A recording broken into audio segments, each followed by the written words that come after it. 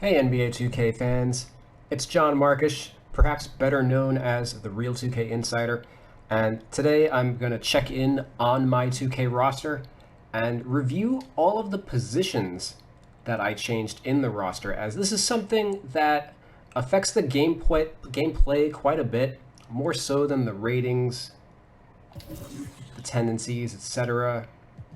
So first thing I'm going to do is show you where to download my roster, as it does not show up for me on the top downloads list, but search by content name, just search Real 2K and it should pop up. This is on the PS4, where you'll be able to find my work.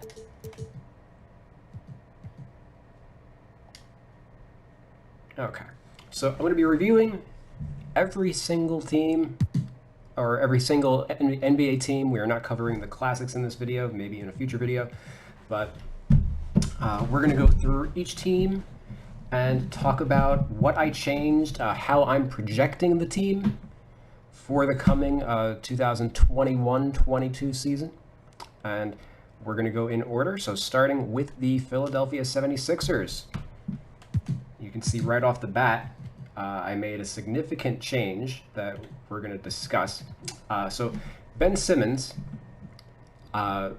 he has sworn to never play another game for the 76ers until they trade, So the reason why I have him at power forward rather than point guard is whatever team that picks up Simmons is not picking him up as a point guard.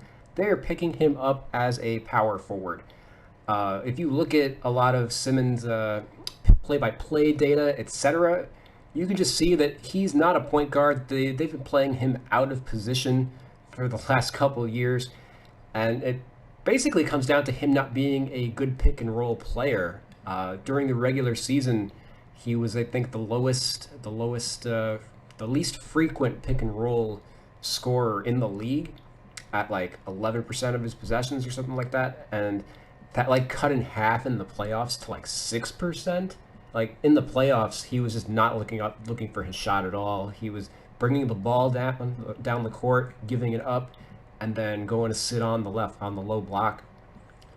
And this murdered the spacing for the team. It forces Joel Embiid to play on the perimeter, and Simmons he's more Draymond Green than he is like a primary playmaker, and I think any team that picks him up is going to be utilizing him in that role. So this is why I preemptively changed his position to power forward.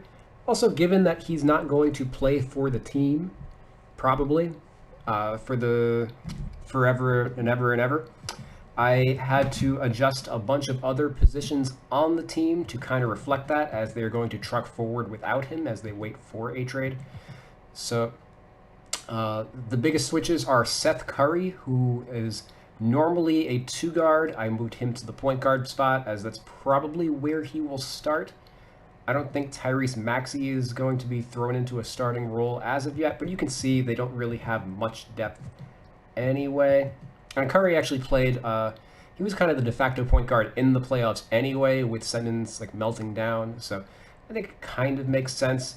And also it kind of just speaks to the wing depth of the 76ers, where 2K has marked Matisse Thybulle as a small forward, and you can see even though we switched Curry from shooting guard to point guard, the Sixers are not lacking for depth if we switch Thybulle here. And at the 3, where he's initially listed, they have Danny Green and Furkan Korkmaz. So between Green, Cork, Thybulle, Milton, and then Curry, Maxey, they're too deep at all of the perimeter positions. So I'm pretty happy with that projection, and it does seem like the 76ers will be able to survive in the interim without Ben Simmons.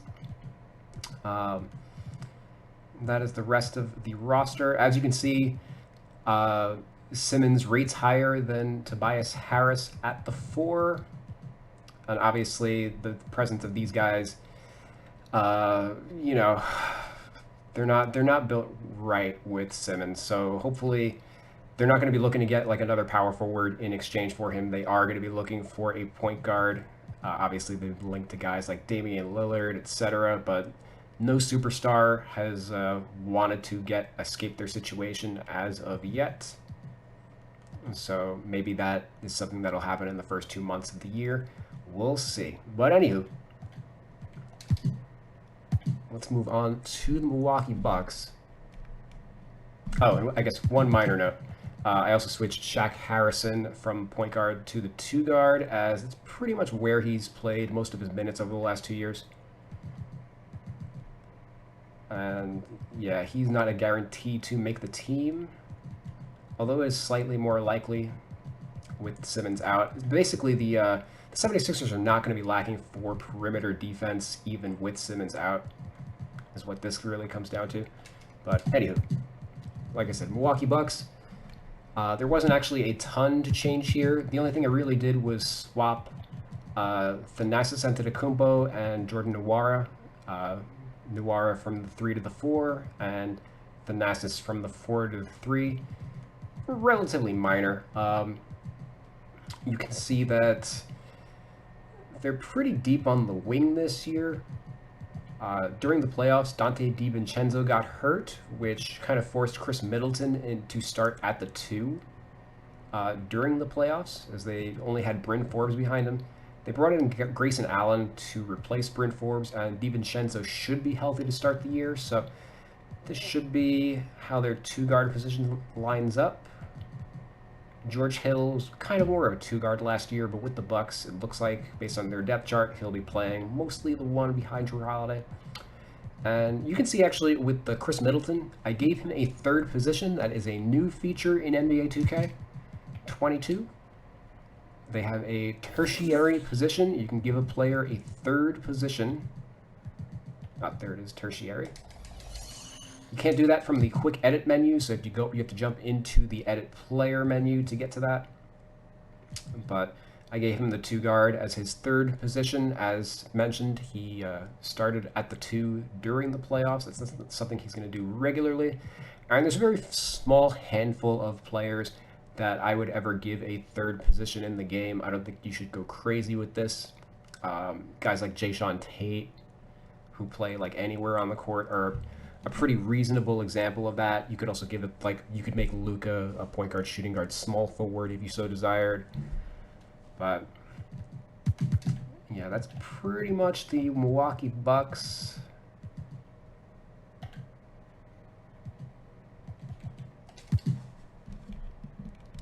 Moving on to the Chicago Bulls. They are an interesting team, as they picked up DeMar DeRozan. This is going to be one of the most interesting teams to watch, because we're not really sure how all these pieces are going to fit together. LaVine, I think the key to the season is LaVine, not just offensively but defensively.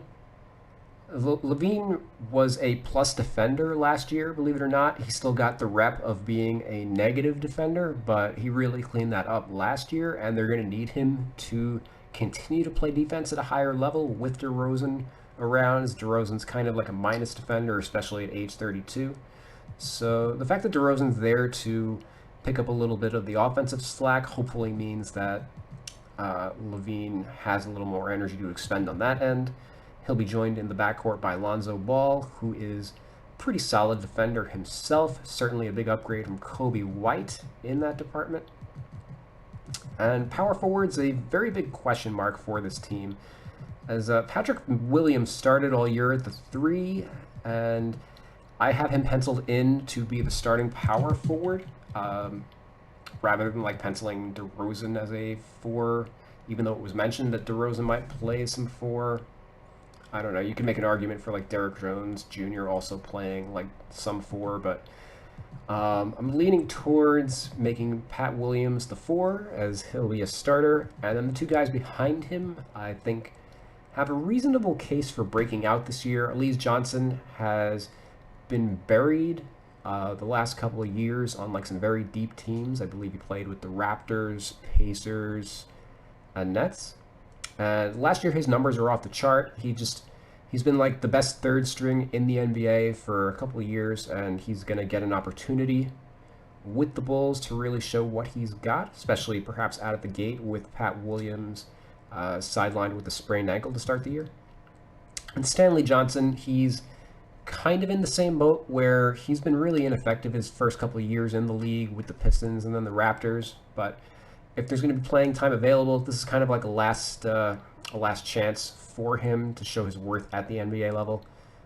Tyler Cook is also on a non-guaranteed deal. I do kind of anticipate that he will make the team, though, just based on, again, how little depth they have. If he doesn't make the team, he's probably going to go down to the G League. For what it's worth, I would expect him to make the team as a two-way contract player, as I believe the Bulls have. Yep, they have one slot open. So, yeah, that's pretty much the only change I made. Oh, no. One more. Kobe White was a point guard last year, and because of the presence of Lonzo Ball and Alex Caruso, who they signed away from the Lakers for some big money, I put Kobe White back at the 2. It's kind of the role he's expected to fill as like Levine's backup. He didn't really make sense starting with Levine, as they're both scorers that need the ball in their hands. And obviously with DeMar DeRozan also joining the team, like having 3 scorers in the starting lineup just makes no sense. So he'll be the 6th man this year. But he's injured to start the year also with a shoulder injury. So the Bulls are going to be a little tapped at the outset. Can't afford to get off to a slow start because the microscope is on them due to all the changes that they made. So it's going to be an interesting first few months for them. Moving on to the Cleveland Cavaliers. Their big acquisition this year was Evan Mobley, who they drafted 3rd overall. And he plays, 2K has him at the power forward spot, but based on what I watched of him scouting-wise and also the rest of the depth chart of the team, he's going to be playing the 5. He's a great defensive player and shot blocker, so this makes sense for him to like split time with Jarrett Allen, and I'm sure he'll play some amount of 4 next to Allen, but I do anticipate that he's going to be the primary backup here. And they also picked up Lauri Markkanen, who I presume will supplant Kevin Love as the starter, but he could be the 6th man if they just decide to continue starting Love. So that's going to be something to keep an eye on. Neither of these players should really be considered a 5 because they don't protect the rim at all. And if we consider Jarrett and Mobley the team's backup centers, they are looking for a 3rd string. One of these 2 guys should make it. The one that doesn't is probably in line for a 2-way contract, just so they can keep some depth around in the front court, as Kevin Love is not exactly the most the healthiest player in the world. Going over to the small forward, they're good. Lamar Stevens, I switched from the power forward to small forward. He's kind of a hybrid. He can play the 3 or the 4 based on the depth chart. If Kevin Love is healthy, there's going to be no need for him to really be playing the 4. And then we go over to the shooting guard. Dylan Windler and Denzel Valentine are really 3s rather than 2s, but just again based on the depth chart of the team, they're going to be playing the 2. They cut Damian Dotson to make room for Valentine, so even though he played mostly the 3 with the Cavs, he should be a 2 here. He's not a good defensive player, so that's going to be something to keep an eye on. But it looks like he will be 3rd string depth anyway in a perfect world. I think Windler might be hurt or coming back from an injury. Denzel Valentine has also missed some time with injuries, so this could be Broderick Thomas could be getting a substantial amount of playing time and perhaps getting a promotion to a standard contract before too long, but we'll see. And the Cavs could also be trading Colin Sexton during the season, as they don't seem inclined to give him a contract extension, as he's not really a guy that you want to pair long-term with Darius Garland. I think he should be a point guard on some other team rather than starting at the 2. And if he is going to be playing the 2, probably should be in like the Jordan Clarkson type of like 6-man role, as he just gives up too much size on the defensive end. Darius Garland's fine. He's going to be backed up by Rubio. Probably, let's actually give Rubio shooting guard as his 2nd position. Or maybe it's supposed to be Garland, but I think for defensive purposes, we're going to make Rubio the backup 2. But they are going to share the court a little bit. Rubio's going to be filling the backup Mender role probably up until midseason, and then they'll trade him during the year. But yeah, and Kevin Pangos is one of the missing players in the 2K roster that I had to create. That's not his face, or I have no idea what he looks like. I just made him and came up with a bunch of his ratings on the fly. There are a couple players like that throughout the game. And as 2K adds them, most likely for the opening night roster, I'm going to be replacing them with the official versions and then reapplying the attributes that I came up for them. Okay, so going over to the Celtics. They had a pretty interesting offseason, moving on from Kemba Walker, trading him to Thunder to reacquire Al Horford. And Horford, who played the center the past couple of years, aside from the 1 year with the 76ers where he played the 4, and that was kind of considered like an unmitigated disaster, but that was partially because of the fit with Embiid and Simmons, not necessarily a failure of Horford's part. On a team like the Celtics, he makes a little more sense at the 4 because they're going to be starting Robert Williams at the 5. Williams basically has the size of a 4, but he has the game of a 5.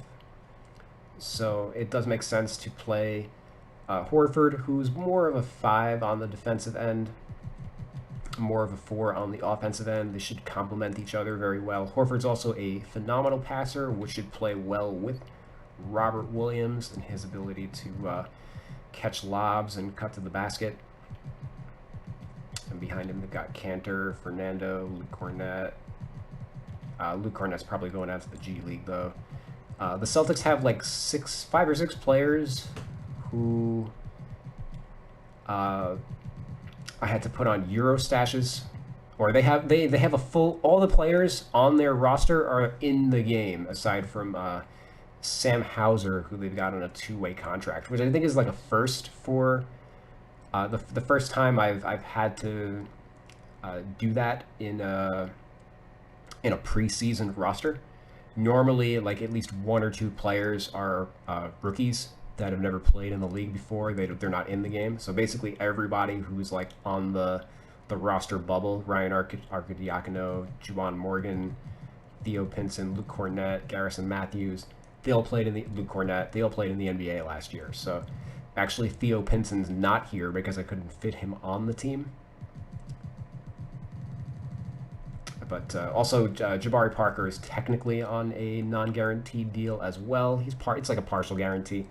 But I expect him to make the team, which is, again, kind of factoring in the depth chart of the team. They do need a third power forward, and Grant Williams hasn't exactly been gangbusters in his first 2 seasons in the NBA. So we go over to the small forward position. I've got Juan Hernangomez at the 3. Last year he was a 4 with the Timberwolves. He did not have a good year for the Wolves, and just based on the depth chart of the team, where they don't have anybody behind Jason Tatum, aside from like Aaron Nesmith, who's a second-year player and didn't have a great rookie season, I thought it made sense to put him at the 3. If Jabari Parker doesn't make the team, it probably means that we're sliding Hernangomez to the 4 and sliding like someone like Romeo Langford to the 3, or Garrison Matthews, somebody. But Tatum, he started all of last year at the 4. We're downgrading him to the 3 from the 2K roster. And it's, again, just because they're starting Al Horford at the 4 rather than the 5. So everybody kind of slides down to their natural position. So same deal with Jaylen Brown, who's a 3 in the 2K roster. We're moving him to the 2. And Marcus Smart, who is a 2 in the 2K roster, we're sliding him down to the 1. As Dennis Schroeder is not expected to start. He's expected to come off the bench. And obviously, the only reason Marcus Smart was starting at the 2 is because the team had Kemba Walker and previously Kyrie Irving. Now he is for sure the de facto starting point guard. If anything, Brad Stevens already declared that he's declared his 4 starters, I believe, is Smart, Jalen, Tatum, and Robert Williams. and they're figuring out whether or not Horford or Josh Richardson is going to be the fifth starter. I'm leaning toward it being Horford, again, kind of just based on the depth chart. I think Josh Richardson makes some sense. I think did I call Brad Stevens the coach earlier? I meant I'm Udoka. Stevens obviously is now the GM of the team. But yeah, that is the Celtics. And I guess one more minor note is I switched Juwan Morgan from the 5 to the 4. 2K has him as a center for God knows what reason. I guess he technically played mostly center with the Utah Jazz as like a backup for Rudy Gobert, but that was again mostly because they didn't have any other alternatives. And with the Celtics, they are not lacking for options, so I put him at his primary position rather than his secondary. So let's go on over to the Los Angeles Clippers. And they had some interesting news. You can see I've got Kawhi Leonard at shooting guard, and this is partially just because of the news that Reggie Jackson and Eric Bledsoe are both going to start, which is going to push Paul George to the small forward position rather than the shooting guard position. So from a logistics standpoint, for me, it made more sense to like not have Kawhi and PG at the same position, and for Kawhi to be considered a 2. That way, when he comes back from injury, it's going to be Reggie Jackson that goes back to the bench. And it's not even entirely based on like their sizes. Like either one of these guys could really be considered the 2 or the 3. But with Jackson playing the 2 rather than the 1. And us moving him over, we didn't have a backup point guard on this team. So Justice Winslow, we slid him over. He hasn't really played the point guard spot since he played with Miami. But fortunately, Tyronn Lue already suggested that he's going to be playing a little bit of point guard with the second unit. So I'm comfortable making this his primary position. And you can see I also gave him which he's got a tertiary position. He's going to be a 1, 3, and a 4. Really play. He could play all 5 positions. Really, he played center, I think, in his rookie season, or just early on in his career, when somebody got hurt during a playoff series. So that's their point guard spot. This will be interesting. And that's why I got Kawhi at the 2, and obviously Luke Kennard at the 2 is going to have they're expecting a lot from him as kind of the primary scorer on the bench unit this year, with Reggie Jackson catching that promotion to the starting unit. And a lot of people anticipated Terrence Mann being the starter rather than Reggie Jackson, so he's going to continue to come off the bench. And he's also kind of in the same mold as Justice Winslow, so I can see myself switching their positions at some point. You can see I've got point guard as Mann's secondary, so it's going to be a little bit of a fluid situation. And then they have 3 guys at the end of the bench who are all like kind of backup 3s. They are loaded at the spot. I wouldn't be surprised to see somebody like Jay Scrubb or Amir Coffey get cut at some point to... so they can address the depth at another position, especially once an injury comes up. And Serge Ibaka he's still recovering from back surgery, doesn't really have a timetable. So Ivica Zubac should be the starter this year. And Hartenstein and Harry Giles III are both on non-guaranteed deals. And Giles is probably expected to make the team for sure. Hartenstein less so. I'm not sure if he'd be willing to take a 2-way. I don't think Giles is eligible for one. He may not be, because even though he's only a 3rd-year pro, he was injured his rookie season, so technically he's a 4th-year pro. He may not be eligible for that anymore. Hartenstein... I think should still be eligible. Yeah, if Giles rookie season counts, then Giles is entering technically his 5th season, so he would not be eligible. But Hartenstein would. That's something to keep in mind. I would not. I would expect both of these guys to make the team, given the depth concerns, as they don't really need a ton on the wing. The Clippers do. But anyway, let's move on to the Grizzlies. Oh, and for what it's worth, I also switched the position of Brandon Boston and Jay Scrubb from shooting guard to small forward. Boston played the 3 in college. He's not really a great ball handler or anything, so I think that makes sense. And Scrubb, in his limited minutes, he mostly played the 3. Maybe I'll switch him back to the 2. But I don't consider it like super necessary, given that they have all the depth. Keon Johnson is a 3rd string, etc. All right, so moving on to the Memphis Grizzlies. You can see here, I switched Jaren Jackson Jr. to the 5, which I think a lot of might come as a shock to a lot of people. But he played mostly the 5 last year. And when you look at the rest of the depth chart on the team, it just makes sense.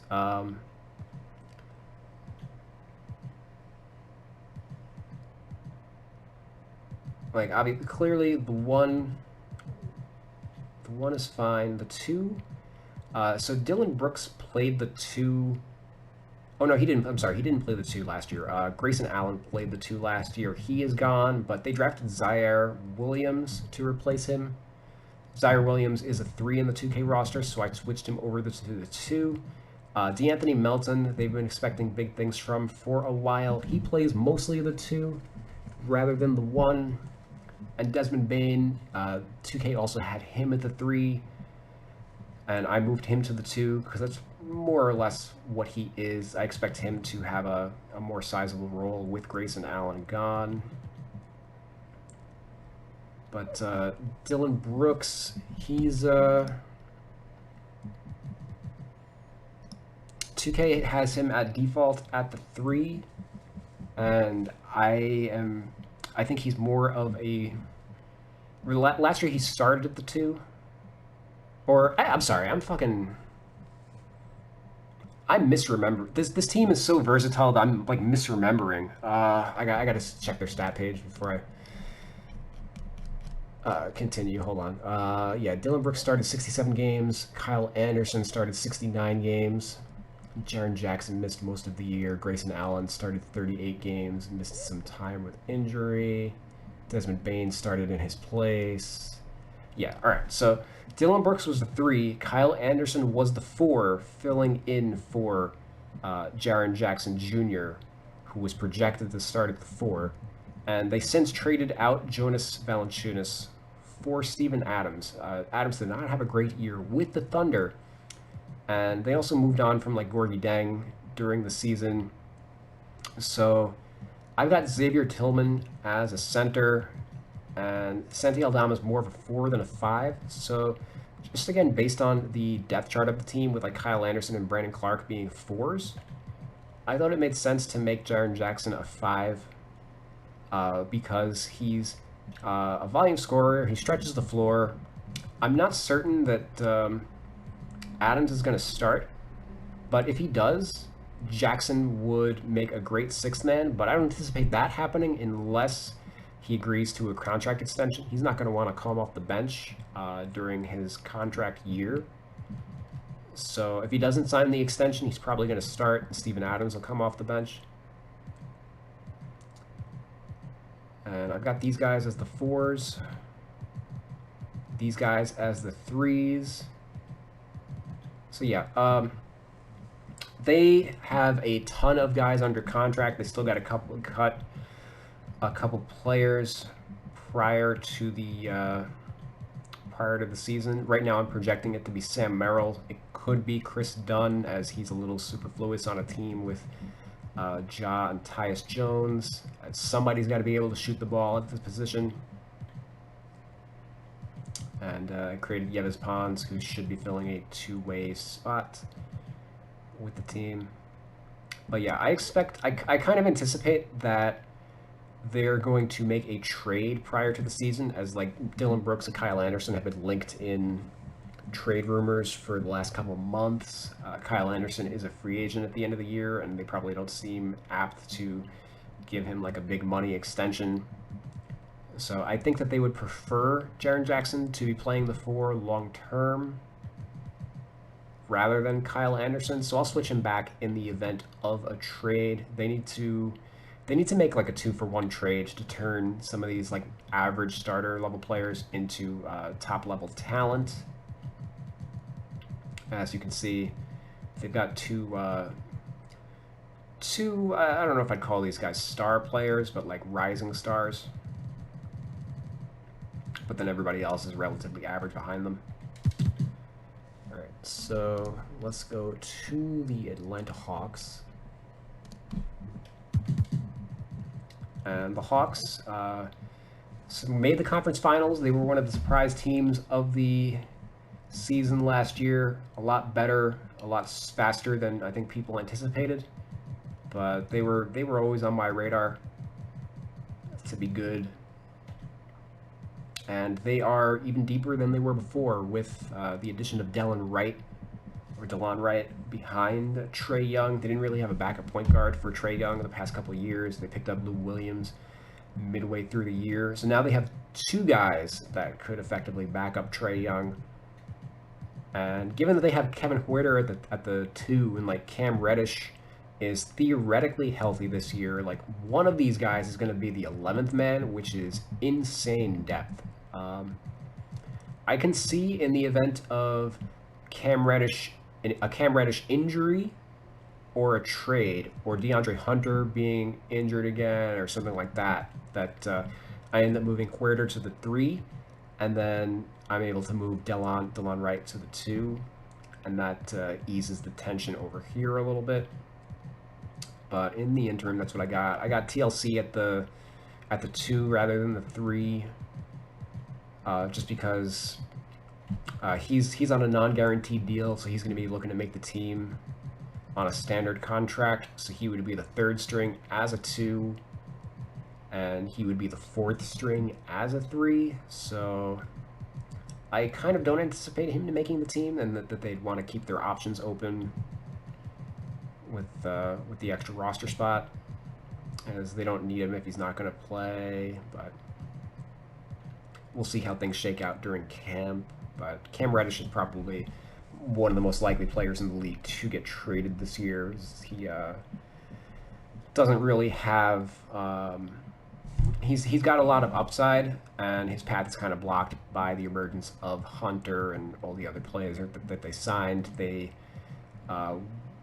ended their rebuilding phase faster than he was able to get ready for, basically. And these are the guys I got at the 4. I've got Jalen Johnson as a 4 rather than a 3, which 2K also has him as a 4, which I think a lot of people slot him in as a 3 because he's 6'8" and 210, but he's got a power forward's game. He's kind of like a point forward. Pretty good defense. Like defensively, he's definitely a 4. And offensively, he's kind of like a point forward. So pretty interesting prospect. And I think long term, he makes a lot of sense on this team, as Gallinari's probably not going to be back with the team next year. So solid addition behind John Collins. And Onyeka Okongwu is hurt to start the year, so Gorgui Dieng should be getting all the run he can get in the early portion of the year. Jahlil Okafor is on a non-guaranteed camp deal, so I don't anticipate him making the team, but it's possible that he could in the event of another injury to a big man besides Okongwu.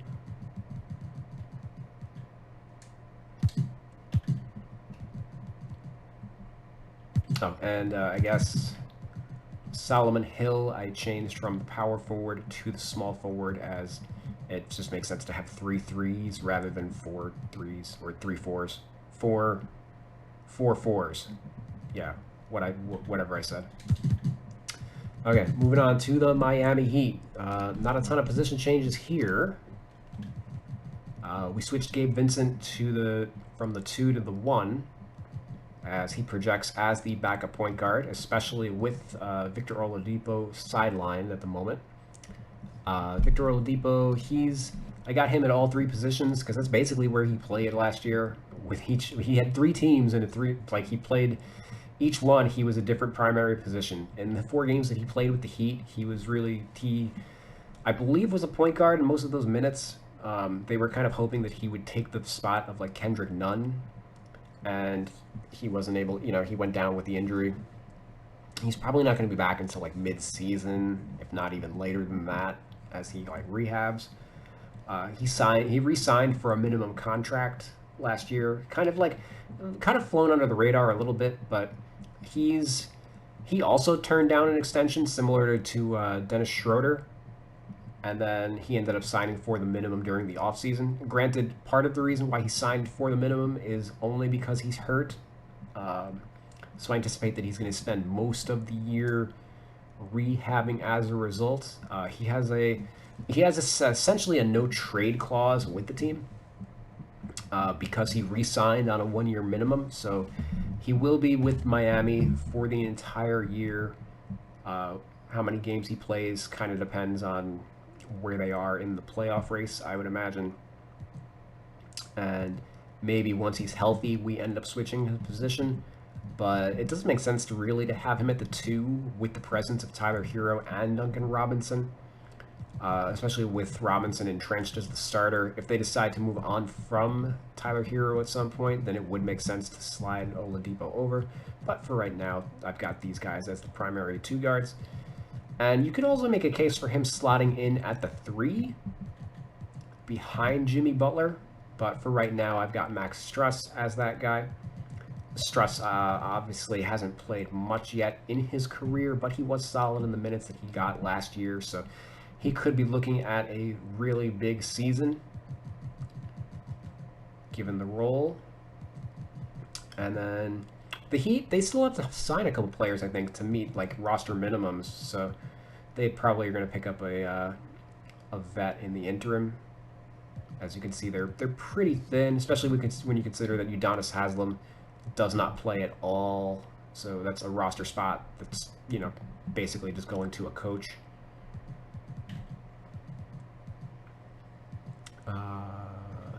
And yeah, Udonis Haslem, I changed him from the 4 to the 5 because, again, he barely plays, but when he does, it's as a 5. It doesn't really matter too much. Considering him the 4th, it's fine to consider him the 4th string center because, again, he is out of the rotation. There should be 3 guys ahead of him in whatever position he's going to play because he just doesn't really count as a actual player on the team. So let's go to the Hornets. And not really any position adjustments for me here. They have a pretty straightforward roster. The only guy I switched was Wesley Iwundu from the 3 to the 2, and he's not a given to make the team. They do have an additional guaranteed contract, so they're going to have to cut somebody, and I currently have him slotted to be the guy. I would personally take him over Cody Martin, but Cody Martin's a local product and has been with the team for a couple years, so that's kind of why I decided against that. And I don't like that I have 4 threes here, so I might switch him to the 2. The thing is that he's not really a 2 because he can't shoot, so we'll see. And you could also make an argument for switching Jalen McDaniels to the 4, but again, they have 3 4s also. It doesn't make a ton of sense for them to have 4. There's got to be 4 guys at one spot no matter what I do here, so.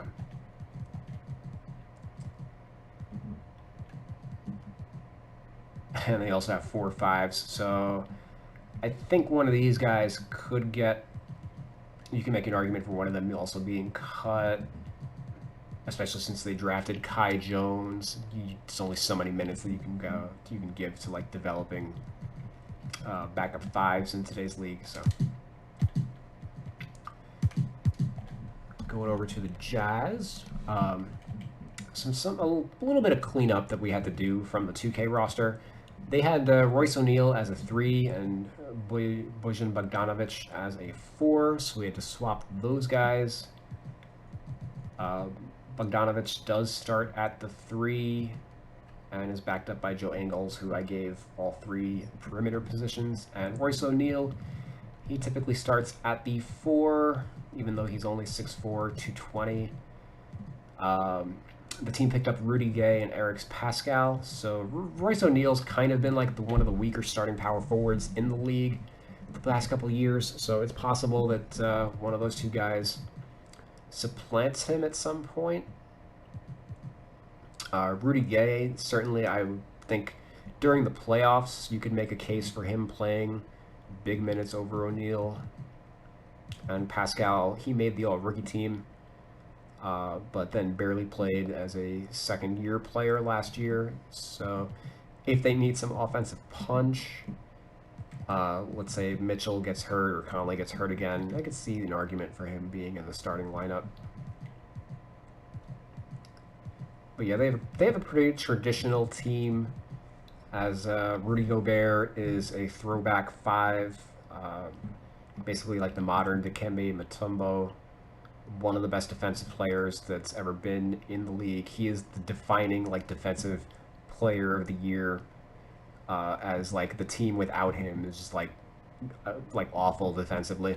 He is the system, and I like that they picked up Hassan Whiteside because he's kind of in the same archetype. Like he'll fit seamlessly into the same role that they picked up Derek Favors last year, or reacquired him to play behind Gobert, and he kind of fell off hard.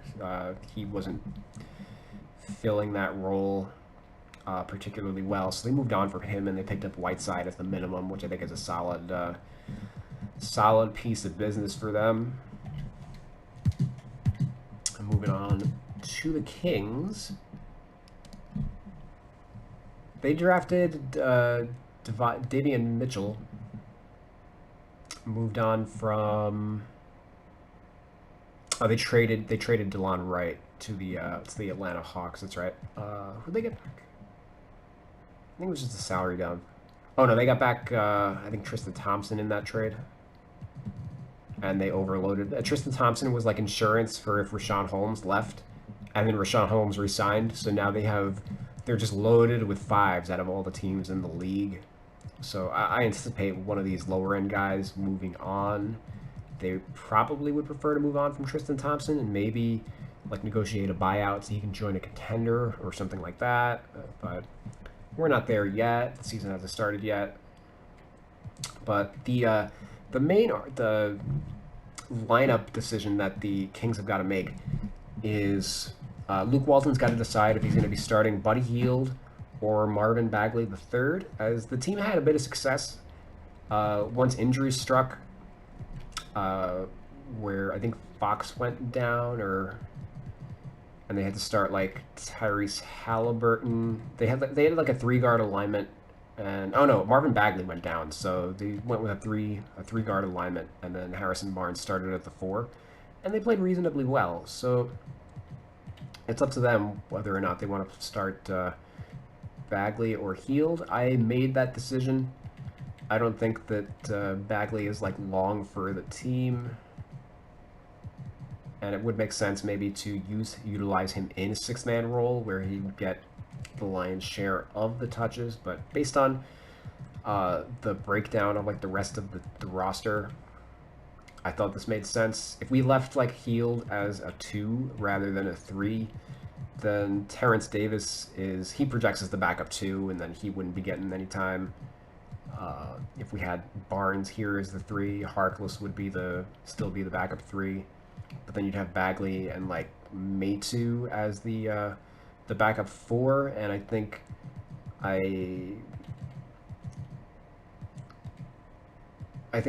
them being like too deep at each position this way makes a little more sense. I'm less comfortable with like calling Chimezie Metu like a true secondary player in the NBA as of yet. So we'll see in training camp. Oh, speaking of, hold on, there's still the other positions that I had to switch. So we moved Maurice Harkless from the 4 to the 3, and Terrence Davis from the 3 to the 2. As yeah, if you don't make all these changes, and yeah, their roster's just a mess otherwise in the 2K roster. So the Knicks really don't have anything that I had to change. I've recently changed Kevin Knox to the 4 from the 3, as basically the team views him as like an emergency, like backup 4, and he barely played once Obi Toppin was healthy. Like, he played like the first 2 months of the year, and then that was it for Knox. He barely got off the bench after that, aside from like extreme garbage time.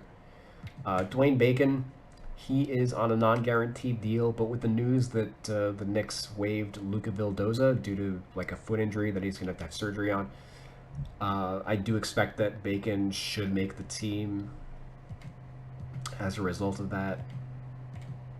They have a very clean roster, as they're just 3 deep everywhere. They do have a 2-way spot open, so they'll probably sign an additional player. Mitchell Robinson was hurt for like the second half of the year. He might come off the bench to start things off, just because it sounds like he's still recovering a little bit. But once he's good to go, Taj Gibson's going to be in like a Udonis Haslem kind of player coach role. Nerlens Noel, he had a great year filling in for Robinson as the starter, so I'd be cool with him continuing to reprise that role.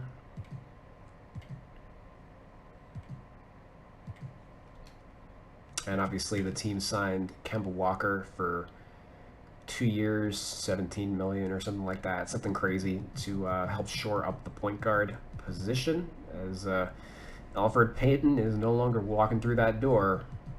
The Knicks have 2 point guards that would have been the best point guard that they had over the entire last 10 years.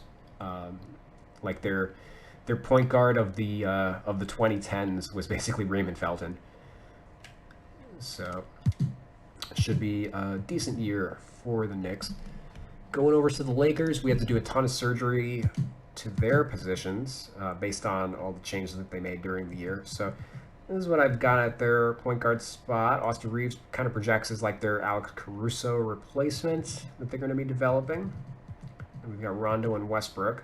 I moved Kendrick Nunn from the 1 to the 2, as I kind of anticipate that he's going to start at the 2. And I kind of had that realization once they signed Rondo.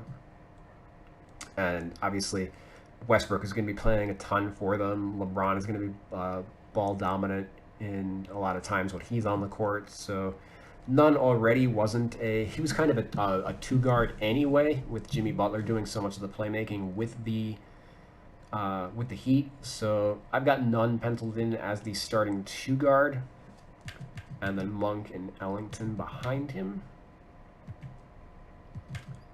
Kent Bazemore, I switched from the 2 to the 3 as a result. He's really more of a 3 than a 2, despite his small stature.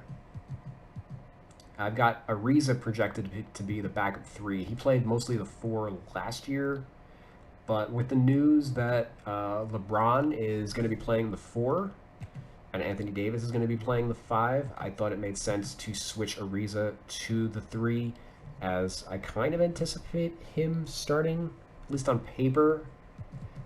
Taylor Horton Tucker, they gave a bunch of money to during the offseason, so it's possible that they could view him as a starter. And if they did make that switch, maybe I switch Ariza to the 4 and consider him like the 3rd string 4. But right now I'd pencil Horton Tucker in as like the 6th man. Maybe even like a point forward with the second unit. But I didn't want to. Another reason why I don't want to consider him a starter is the spacing with Westbrook is going to be bad enough. I figure Ariza maximizes their spacing. And Tucker was only like a 31% three-point shooter, I think, last season. So LeBron at the 4. Melo already played the 4 last year. No real changes there. I would like to see a third power forward, but given that LeBron plays so much and Melo's going to be getting all the minutes, probably just not necessary. And Anthony Davis is going to play some minutes the 4 also. So yeah, I think it's fine not having a third guy. I think they do need to sign somebody, or they have a roster spot open, so we'll see what they do with it. And then Dwight Howard and DeAndre Jordan are going to fill in the rest of the 5 minutes for the Lakers. Okay, going over to the Magic. Not a ton to talk about here. They are still super injured. Jonathan Isaac is without a timetable. Markelle Fultz probably going to miss like the first 2 months of the year as he recovers from a torn ACL. Michael Carter-Williams, same deal. He got hurt last year and didn't have surgery until like late in the offseason. So he's probably out for the foreseeable future. So I've got Jalen Suggs and Cole Anthony as the point guards. RJ Hampton, I believe I had to switch his position. Or no, I took away his secondary, which is point guard, but I have to switch his position. He allegedly grew 2 inches during the season, so it's possible that he could play the 3 rather than the 2 as his primary position. We'll see, but they don't really have any other options at the 2 as the roster's currently constructed. Maybe once these guys get healthy and we have to slide some of them over to the 2, then maybe we slide Hampton up a position, but I think this is reasonable. And obviously Gary Harris perhaps isn't long for the team. He'll probably get bought out if he's not traded by the deadline, which would give Hampton a gigantic increase in playing time. And then at the 3, I've got Franz Wagner. Wagner penciled in as the starting 3. Terrence Ross is the 6th man behind him. And I guess you could technically make a case for like swapping Ross and Hampton's positions depending on how things go, but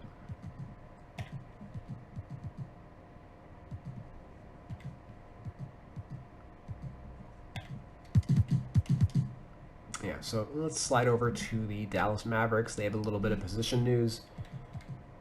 As Porzingis is kind of projected to start at the 4 with Dwight Powell as the starting center. On a ratings-related note, like 2K looks absolutely silly here. As it turns out, Moses Brown has the highest rating of the centers on the team, and he's not. I would not expect him to make the team at present, as he has a non-guaranteed deal. But in general, I would consider him the worst of these 4 anyway. So, interesting little wrinkle there. It's possible that they do keep him. They would have to cut a player to do so. Trey Burke has been in the news as a professed anti-vaxxer, and the team wants to have 100% vaccination. So it's possible he gets traded or cut prior to the start of the season. And Burke I had to switch his position. He's actually a 2 guard as his primary, and that's basically because he played next to a point guard in all of his lineups last year, next to Luka and next to Brunson.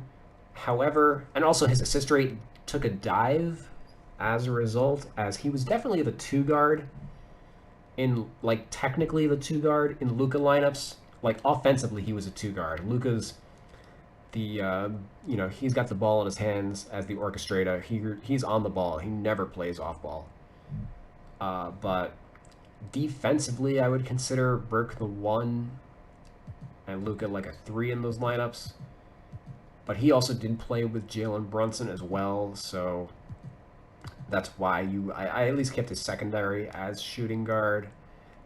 He basically is only a shooting guard on this team because of Luka. He'd be a 1 everywhere else, and I don't expect him to. He's not long for the roster, so I'm not too worried about it. You can see that Frank Ntilikina, I've got him at the 2 instead. And that's partially because Burks is still a member of the team.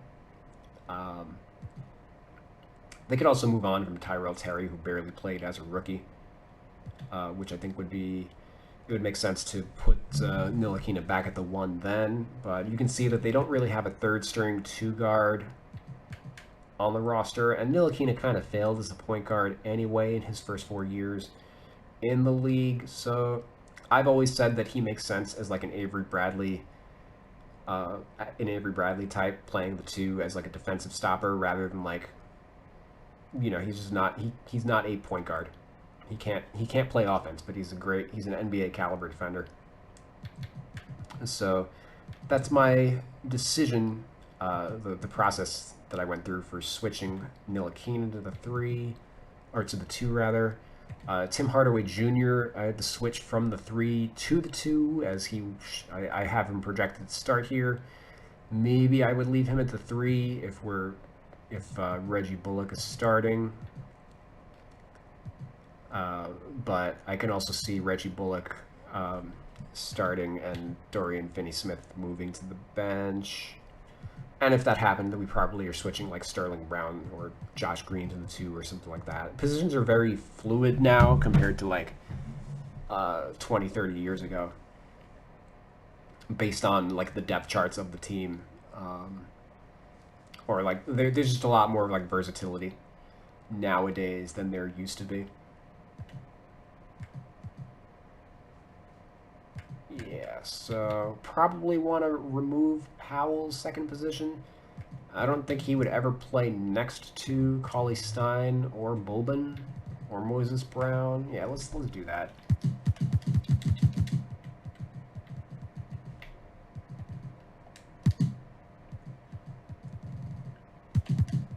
So, and we can see they probably could use like a third power forward also. Part of this is like the Boban, like they carry 4 centers. One of them is a meme, but also like an effective meme in certain, like a handful of situations. And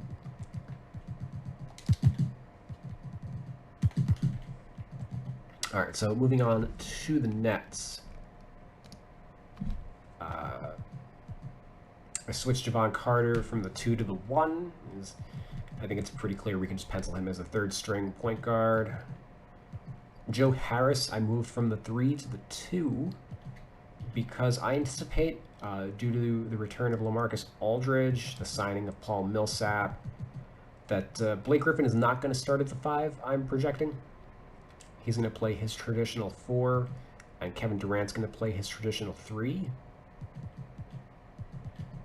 And if Durant is moving down in the lineup, we can move Joe Harris to the 2.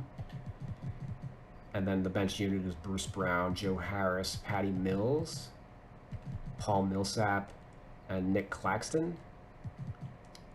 So there's a lot of projection on my part. If LaMarcus Aldridge doesn't start, that throws a little bit of a wrench into things. It's not a guarantee that he would start. However, if he's not starting, he may also not be in the rotation either, because if they play Griffin as a 5, they're not taking minutes away from Claxton. They need somebody who's going to be able to defend, especially during the regular season. Like maybe in the playoffs, you could start. You can get Aldridge. I can see him playing a smaller role anyway, given that he had like heart problems. So I expect him to start, but play like only 20 minutes a game. And Griffin playing some amount of 5, or maybe we consider like Millsap a 5. He played backup 5 with the Nuggets during the playoffs.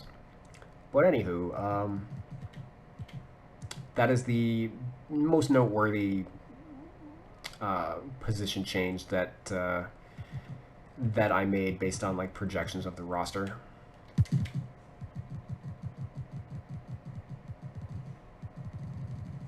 Let me adjust that so it's 10 deep, and this is why the positions and everything are important, as this is what's determining the rotations and lineups for for the computer.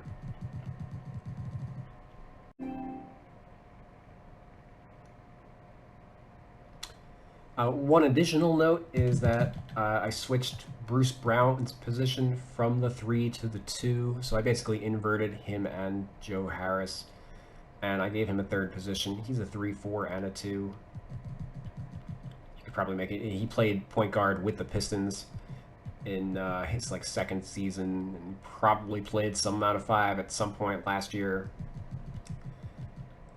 DeAndre Bembry, he's on a non-guaranteed deal, so he's not a sure thing to make the team, but he's kind of built in the same mold.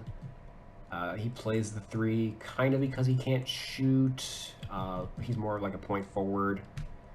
Or he realistically should play the 2. I think that would be his natural position, but he's not a shooter, so he's kind of just stuck in like this point forward role. And maybe he's able to capture some of the magic that Bruce Brown has, like as a small ball 4, cutting to the rim. But given the presence of all these guys at the 4, I don't know how many minutes are going to be available for them to do that anyway. Okay, so moving on to the Denver Nuggets. Not a ton that I was compelled to change here. The main thing I did was I switched Jeff Green from the 4 to the 3, as again, just based on the depth chart of the team. They've got Aaron Gordon at the 4, and they re-signed JaMychal Green to play the 4. And they got Niaji and Bol as like the backup 5s. You can make some argument for JaMychal Green being a 5, but I'm inclined to think that they're going to at least start with these guys at the outset. And Jeff Green, he's a pretty versatile, like you could make an argument for him having like center as his third position also. But PJ Dozier, he missed some time with injury last year, and they don't really have anybody else at the 3 besides that, so I was comfortable making that switch. We'll see if it holds up based on how things go in the regular season. Obviously, they are without Jamal Murray for probably the entire season, as he recovers from a torn ACL.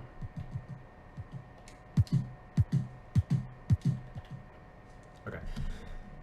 Going over to the Pacers.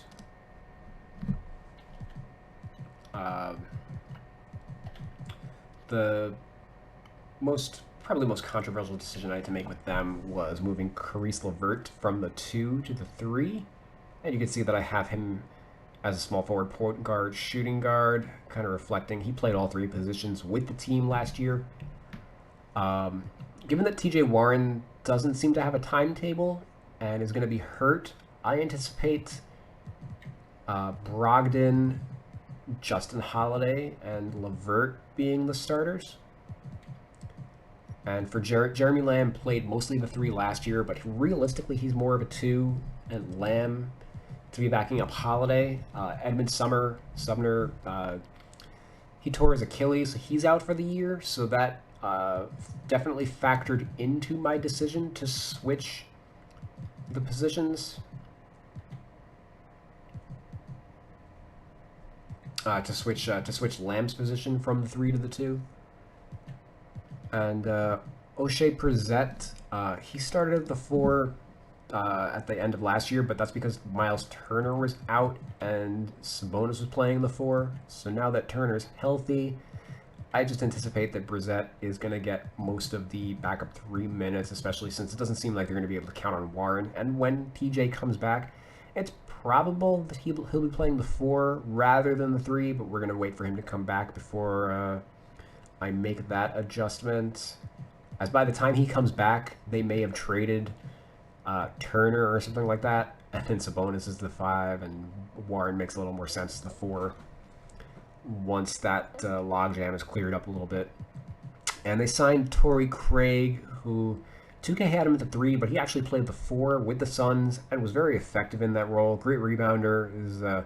He's able to take advantage of his athleticism by crashing the glass and cutting to the rim. Not dissimilar from like what Bruce Brown did for the Nets.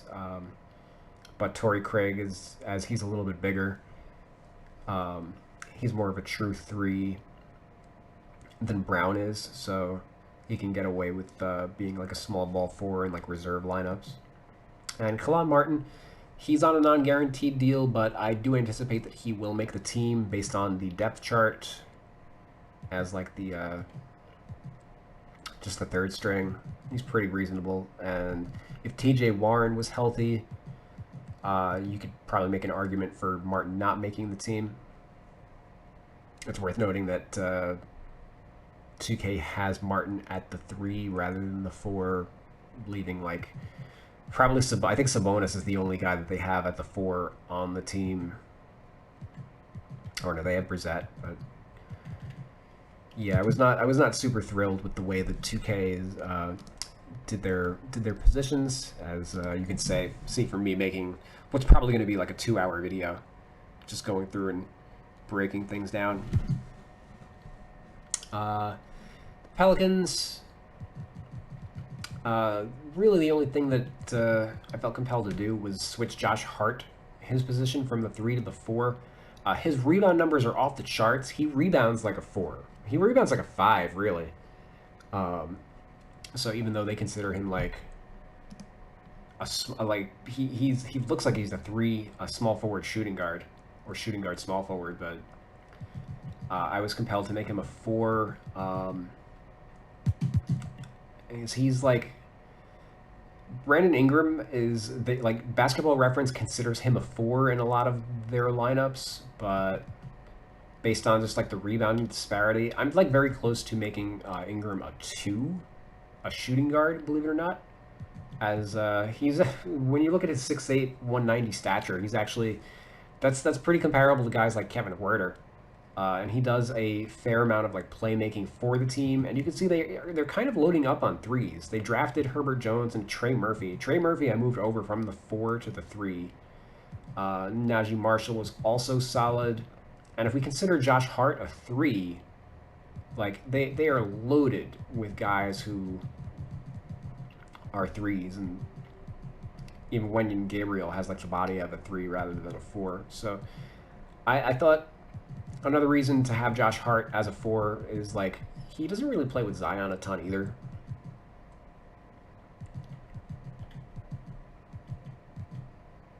But yeah, that's kind of where I've got their lineup at the moment. They picked up Devontae Graham and Satoransky during the year. I've got Sato as like a 1/3. Maybe I add shooting guard to those positions also, given that they're not terribly deep there. But this is partially why I can see myself moving Ingram from the 3 to the 2, as it was suggested that like Murphy could start at for the Pelicans. And if he's starting, what position is he playing? Because it sure as shit ain't the 4 ahead of Zion. So if Murphy starts, I would probably just consider Ingram the starting 2 guard. And that would make Alexander Walker the 6th man, next to Sato, Marshall, and Hart. You make an argument for like inverting Hart and Marshall, but I looked at Marshall's lineups.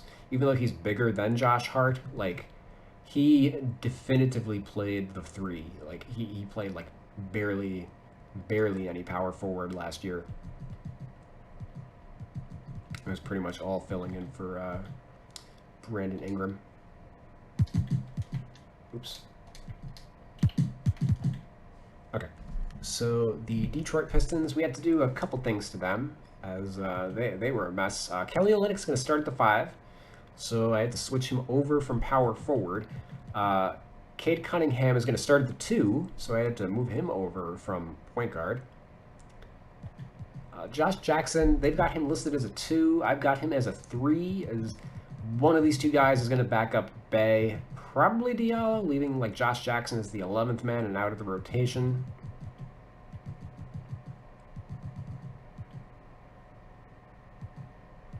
And I've got Corey Joseph penciled as like the starting point guard, depending on what happens with Killian Hayes. I'm not sure if the Hayes-Cunningham backcourt pairing is going to hold up, as Hayes, probably not terribly useful off the ball. Corey Joseph, on the other hand, is, and he's a better defensive player. It just depends on how much the Pistons are trying to win, especially at the outset of the year.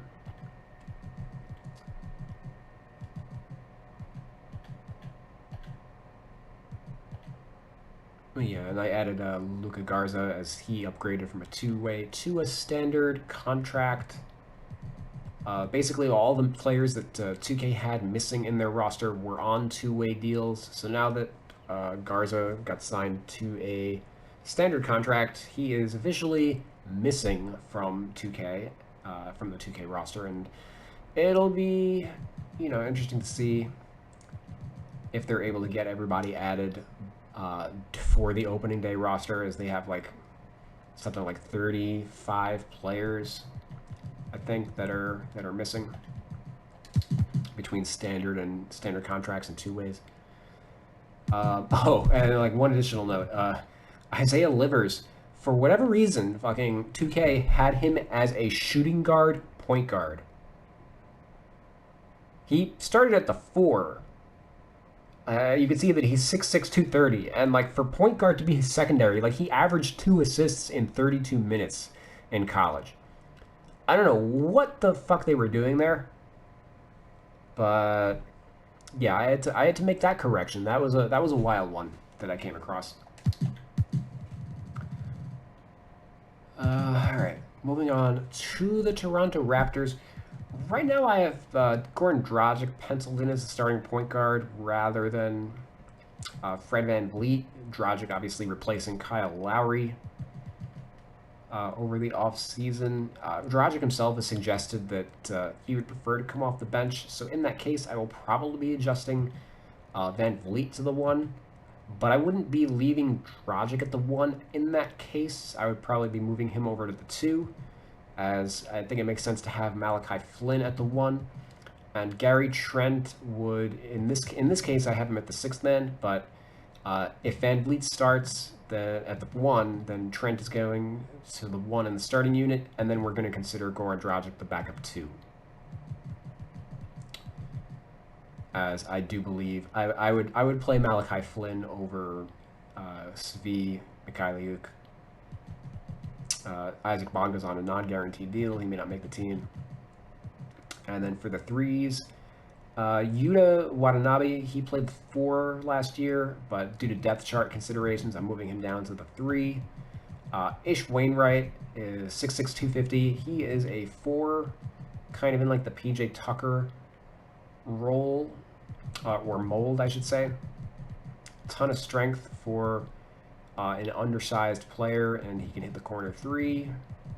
So they're giving him a shot. Pascal Siakam's going to miss the first month of the year, I believe, with I forget what he hurt, but he had surgery with a 6-month recovery period. So it's going to bleed a little into the regular season. So Chris Boucher is probably going to be the starter at the outset. We're going to count him as a 4 rather than as a 5 because they added Precious Achiuwa during the season, and Kem Birch I think is safe to pencil in as the starter. So given that they don't have a ton of depth at the 4, I think it makes sense to have Boucher there. Gillespie, I don't expect to make the team. He's on a non-guarantee, and Reggie Perry probably is going to take a... Actually, I can't say probably. I didn't do the 2-way contract players on this team yet, David Johnson and Justin Champagne. But he could take one of their 2-way contract slots. Most likely he's going to go to the G League and kind of wait for a call-up. All right, I guess I should mention Scotty Barnes, when I changed position from him. He's a 4 in the 2K roster, and I pretty much consider him to be the de facto backup 3. Maybe you could make an argument for him playing the 4 in the absence of Siakam, but then there's no backup 3, especially since we're considering Watanabe is kind of more of a 4 than a 3. And then you're sliding Boucher over to the 5. I don't know. It's a little sketchy. All right, so going to the Rockets, their big news for the offseason is John Wall. They're going to hold him out and try to trade him. He's never going to play again for the team. So as a result, we had to make some depth chart adjustments. Kevin Porter is going to be the starting point guard. He was already a point guard with this Rockets team anyway, so I had to make that position position change. The team's re-signed Dante Exum, which I think is going to be reasonable as the third string point guard / DJ Augustine is not long for this team. He'll probably get bought out or traded at some point. And they're locked into 4 starters: Porter, Green, Wood, and Tice. And then the 5th starter is either going to be Tate or Eric Gordon, most likely. If Gordon becomes the starter, I'll be moving his position to the 3. I guess Daniel House is also a contender to start, but wouldn't consider it likely given that Tate started over him anyway. So we're penciling Jalen Green as the Rookie of the Year favorite, given the amount of minutes that he's going to get and the role. And then behind him is Eric Gordon until there's a trade or something. And Josh Christopher. Armani Brooks is on at Exhibit 10, so he's probably going down to the G League / waiting for a 2-way. Kyrie Thomas is on a non-guaranteed deal. He's probably going to get cut in training camp, but I can see him making his way onto the roster if they decide to cut like Augustine, or if they start like Eric Gordon and somebody else moves on.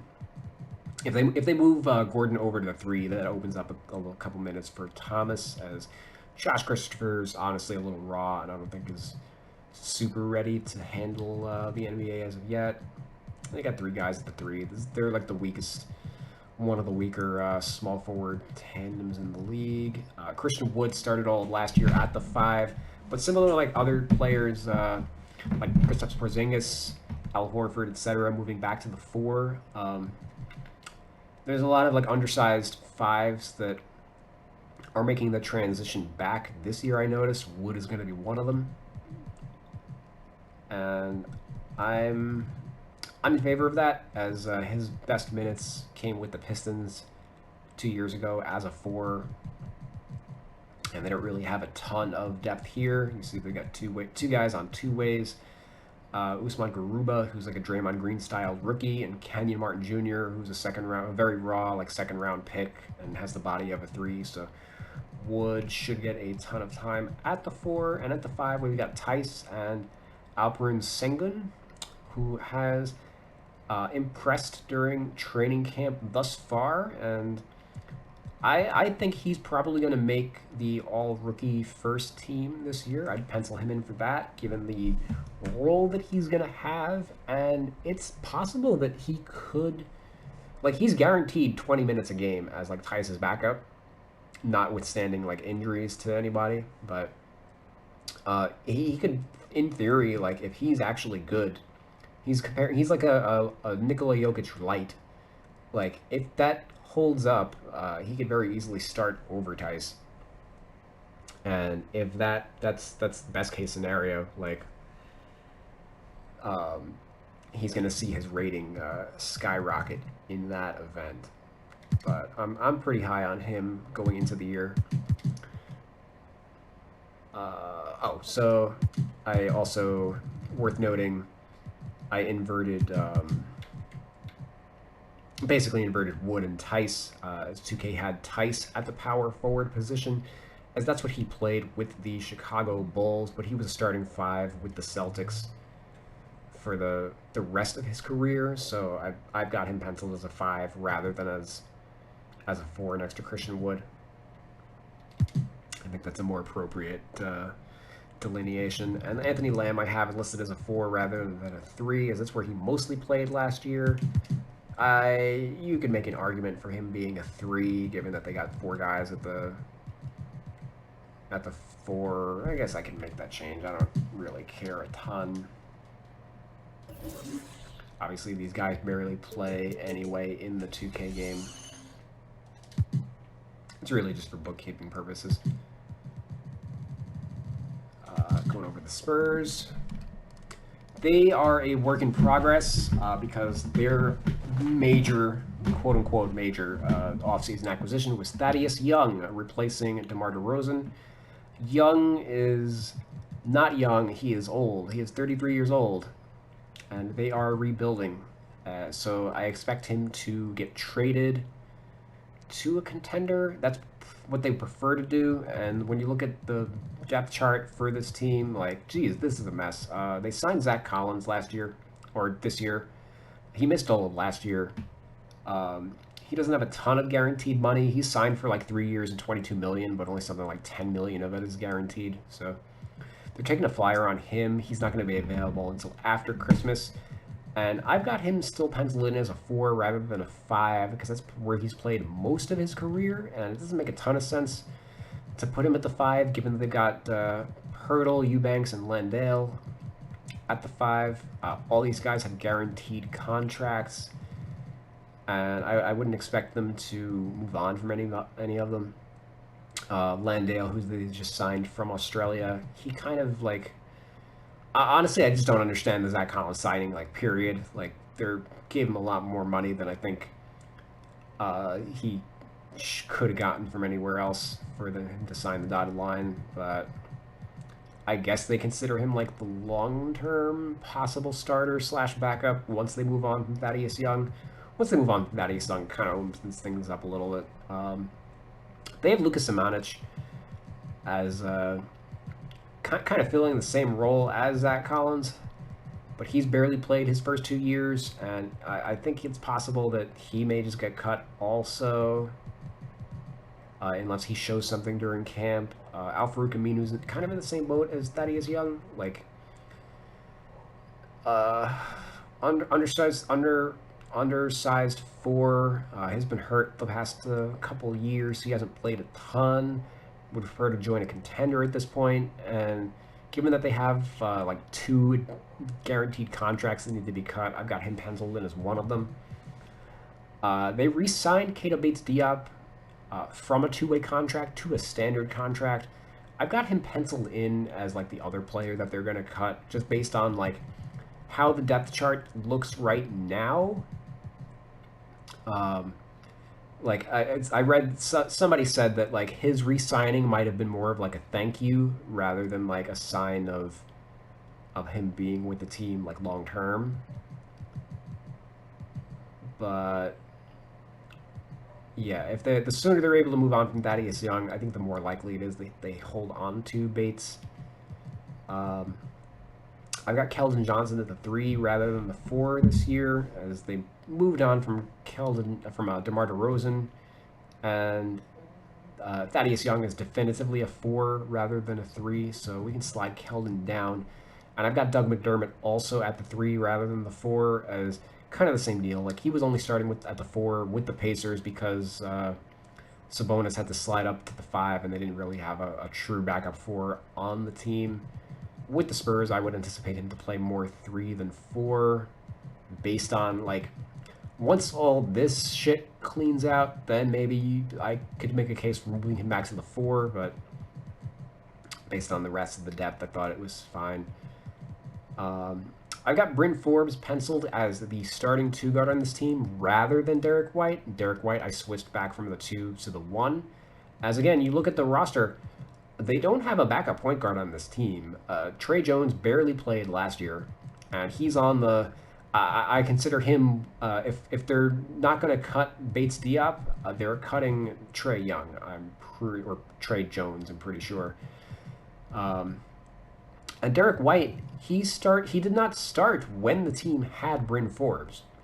And when you consider, like, the spacing of this team, like...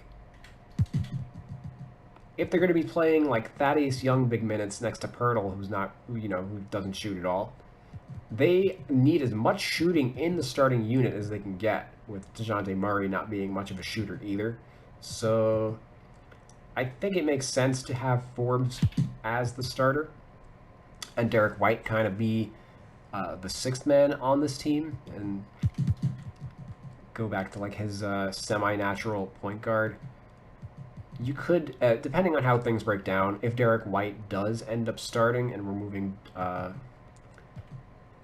then we're moving him back to the 2. I anticipate that like Lonnie Walker the fourth would probably get traded for like a backup point guard because they don't need they drafted Josh Primo, who's raw and like not ready to contribute. Like if we consider White and Forbes like getting all the 2 guard minutes, then like there really isn't a place for Walker on this team. So they could move him to maybe a team like the Rockets for DJ Augustine or something like that. Something like that. Like they just need a filler like backup point guard. Because Jones is he's more a G leaguer than an NBA player at this point. Especially since like Devin Vassell, he might be considered more of a 2 than a 3 this year with the presence of McDermott. There's a lot to shake out. Like, check back next month, I guess, once the season starts, and we'll have a better idea. So going over to the Phoenix Suns.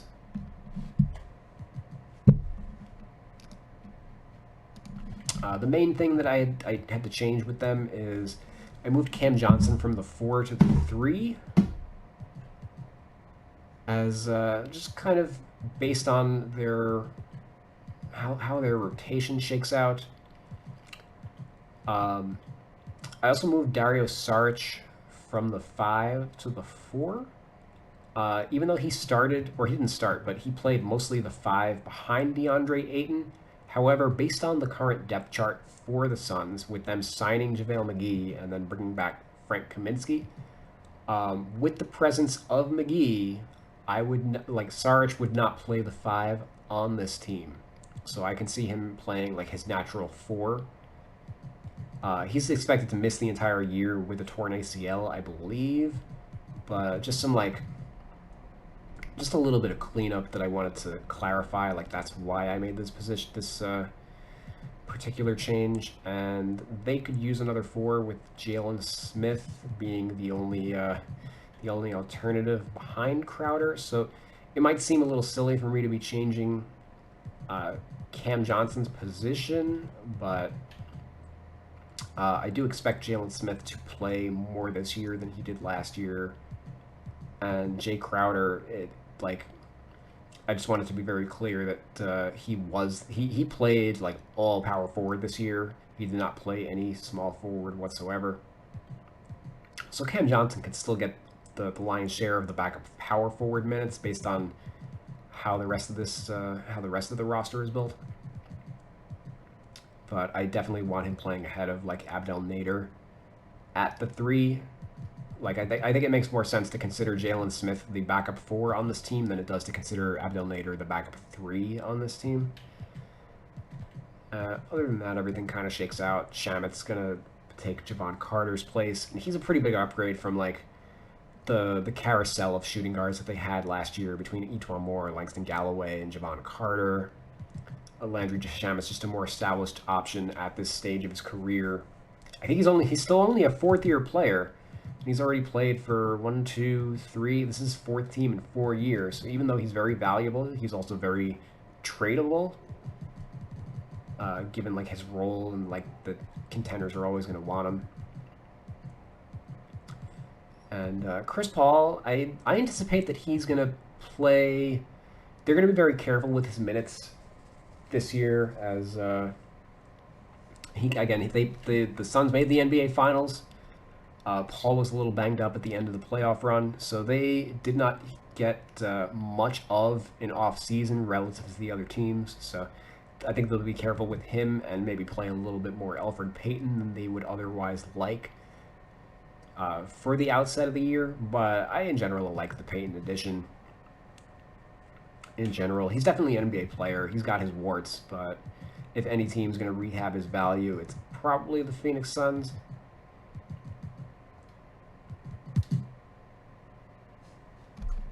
And I guess also worth noting, I had to switch Kaminsky's position from the 4 to the 5.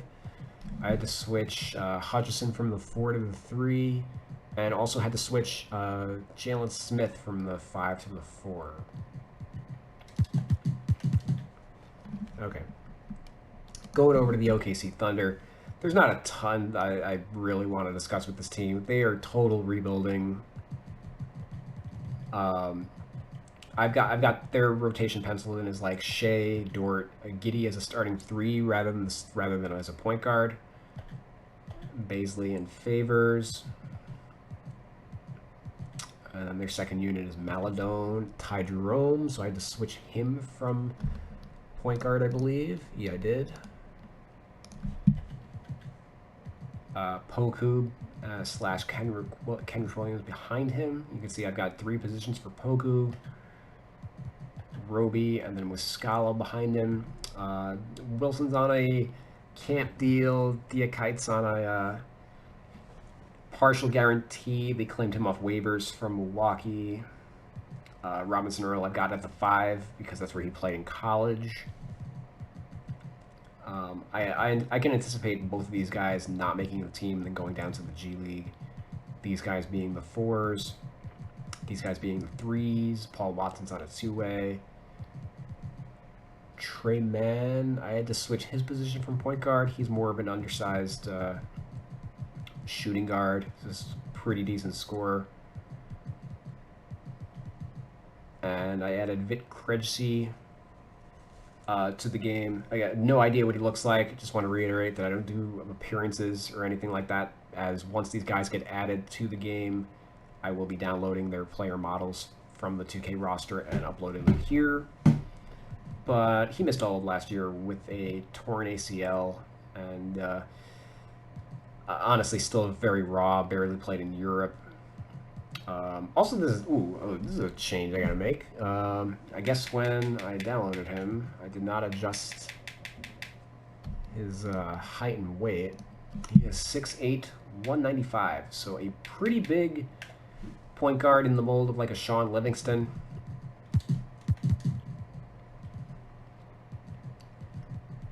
But yeah, given their flexibility, like they're just adding a bunch of guys with size and then figuring out what their positions are going to be later. Like Poku is the poster child for that at 7 foot 190. Who knows what he's going to look like 2 years from now? And Shea can play all 3 positions.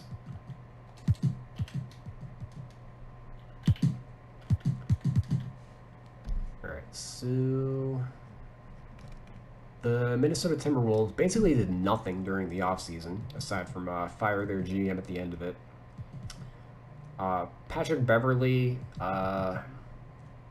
they got him in the Jarrett Culver trade, so that should be an upgrade.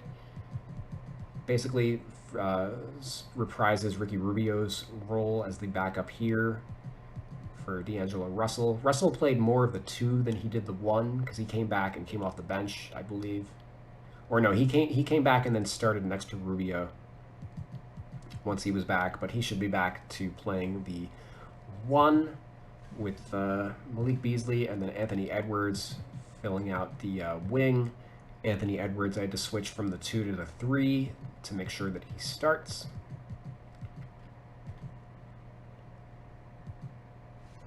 And that's pretty much it. That's all I had to change was just the Edwards. The Wolves did not have a lottery pick as they traded the farm to get D'Angelo Russell, so we'll see how that works out for them now that their entire roster is healthy. So going down to the Blazers, we came across a team that, oh no, I didn't change one position. I moved Greg Brown from the 3 to the 4. He's kind of in the same mold as like Derrick Jones Jr. But based on the depth of this team, it didn't make sense. I thought to have 3 guys with guaranteed deals at the 3. Patrick Patterson's on a non-guaranteed deal. I do expect him to make the team, and then maybe I'll switch Greg Brown back for the 3 at that point. But he's got more of a 4s offensive game anyway. Marquise Chris, I think, also is on a non-guaranteed deal, but he was really good with the Warriors prior to getting hurt. I anticipate that he will make the team as like the 3rd string center.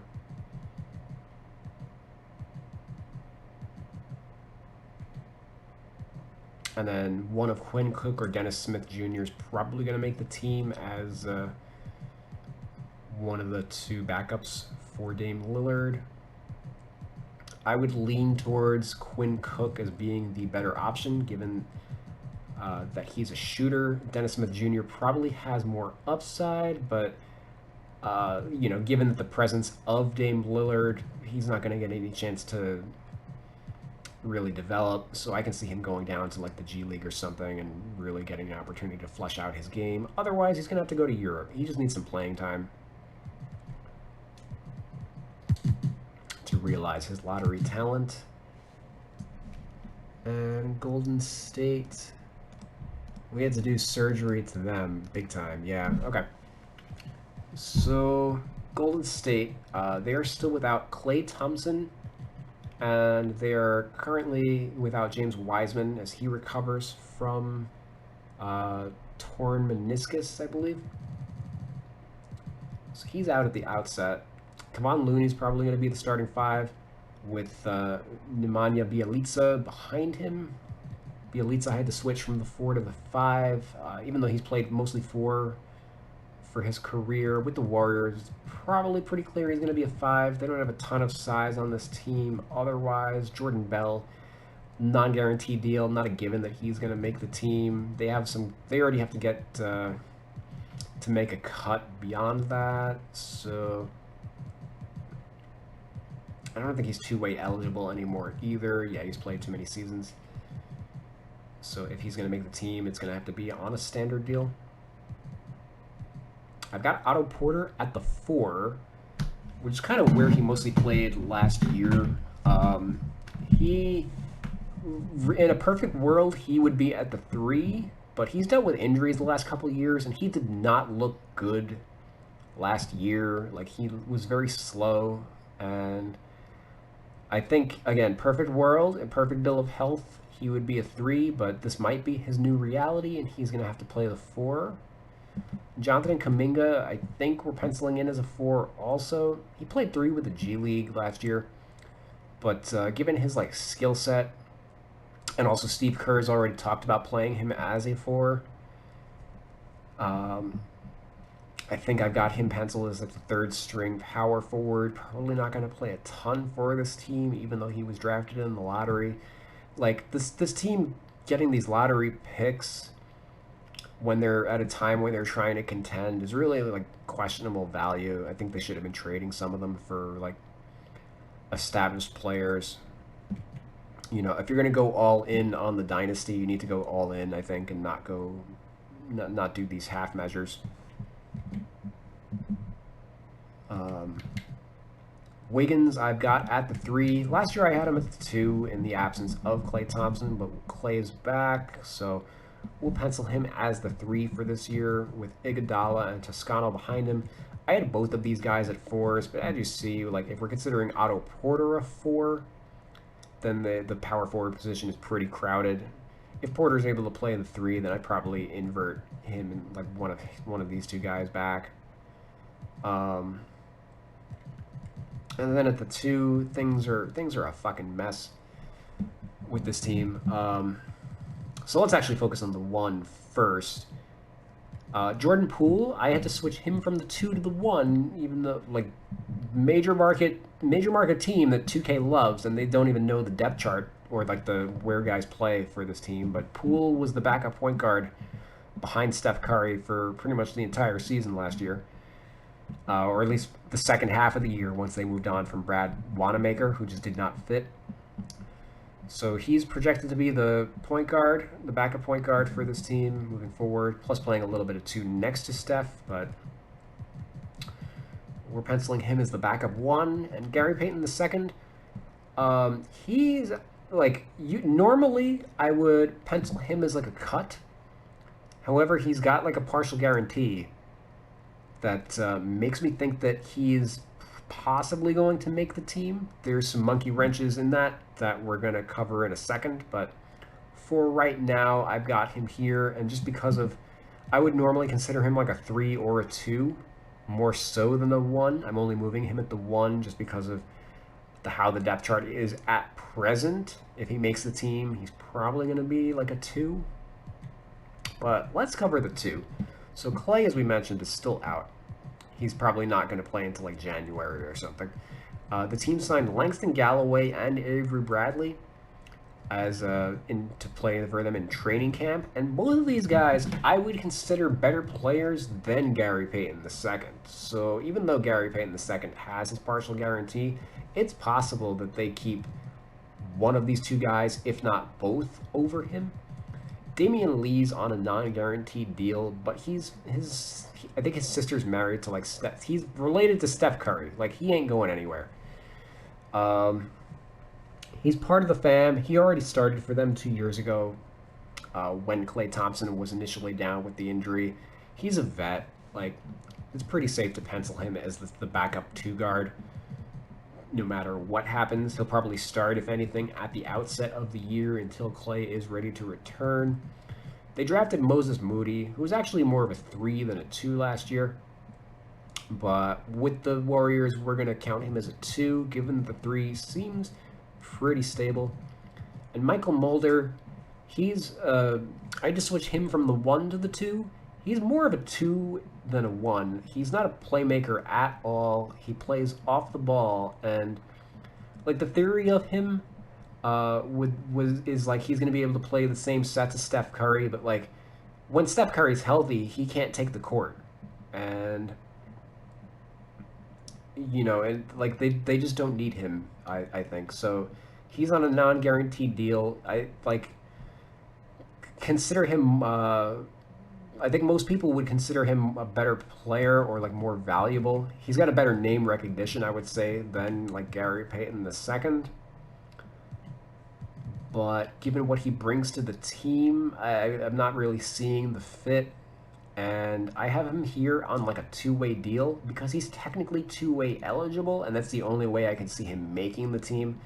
Because even if he beats out Gary Payton II for a roster spot, I don't think there's a world where he beats out Avery Bradley and Langston Galloway. So if they want to keep him in the organization, it's going to be on a two-way deal if he clears waivers. It's not a given that he would clear waivers, as I do think that he's a reasonable option for some team out there, but that's kind of where I'm at with the two-guard spot. Everything's kind of slack-jawed. Also worth noting, Avery Bradley, I would consider him a 1 if he makes the team. If he makes the team, he's probably making it over Gary Payton II, and then just given the presence of all these two guards, I think that would make sense to just switch him over. Like, I don't know. But he's also not really a 1 offensively either. He doesn't run the offense at all. So if anything, he's like a good player to have next to Jordan Poole, who's going to be a more ball dominant player and could use some defense next to him. But yeah, I think Langston Galloway makes a ton more sense on this team than like Moses Moody. I don't understand like them drafting these guys in the lottery and then not. They should not have kept these picks. They should have definitely moved them for somebody who was able to contribute, because if they want to win, they're going to want veteran players. They can't afford to dick around here. Like, if they're going to continue the dynasty and try to win championships, like, the time's running out. Steph's 33, Klay's 31, whatever they got. Like, Draymond Green's not getting better as he gets older. So that's how I feel about that team. And then finishing off with the Washington Wizards, there wasn't really a ton to change here.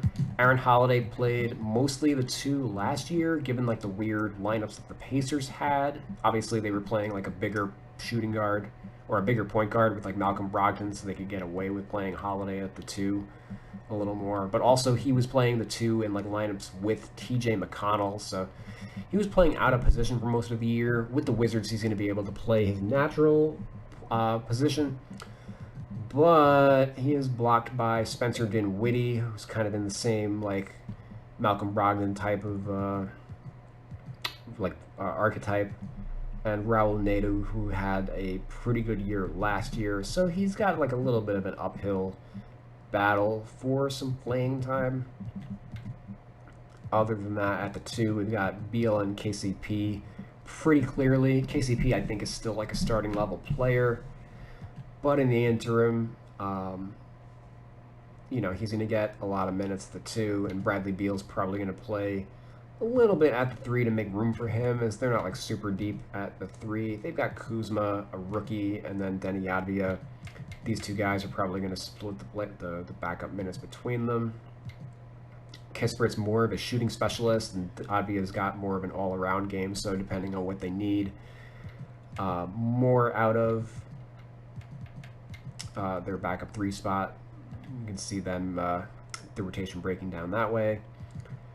And Davis Bertans, one of the worst contracts given out a couple years ago, making like $16 million a year to be a backup shooting specialist.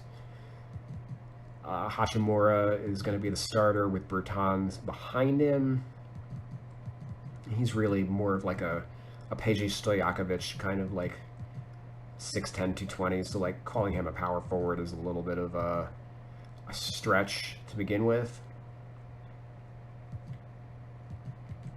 And it's possible that you could make an argument for him starting if he has this. If they want to really max out on shooters, I could see a world where he starts over Kuzma, and then we're counting Kuzma as like the backup 4 ahead of Hachimura, or maybe Hachimura gets hurt and they have to start Kuzma at the 4, things of that nature.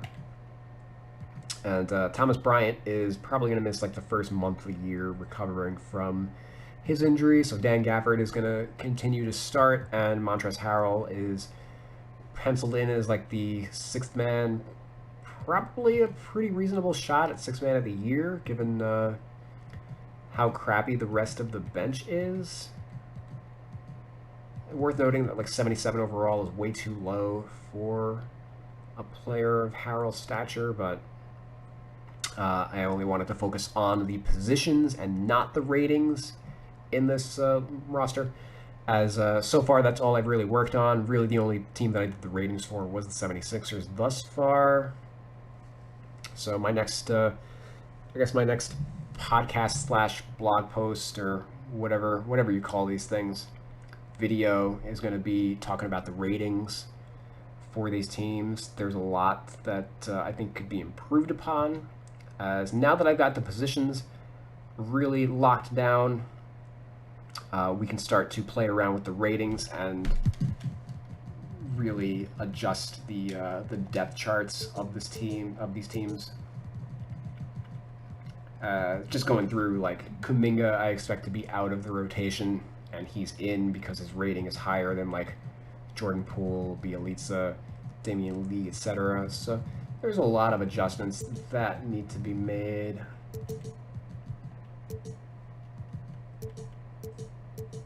Let's see if I can find other more egregious examples. Yeah, like Landry Shamet as the 12th man on the Suns. Like, get the fuck out of here, 2K. So that's what you can expect to look for next time. Thank you guys for watching, as I broke down all the changes that I've made so far in my roster regarding the positions. And you saw at the beginning of the video how you can download my roster for the PS4. If you want to follow me on Twitter, I'm at Real2KInsider, and you can get updated on 2K roster news and just general NBA news, particularly with relating to like transactions, player positions, and all the nitty-gritty stuff of like NBA depth charts. I take a personal interest in, as it is relevant to the game itself. So thanks again for watching, and keep an eye out for my next video. Follow, like, subscribe, etc., as that it's all helpful. Peace.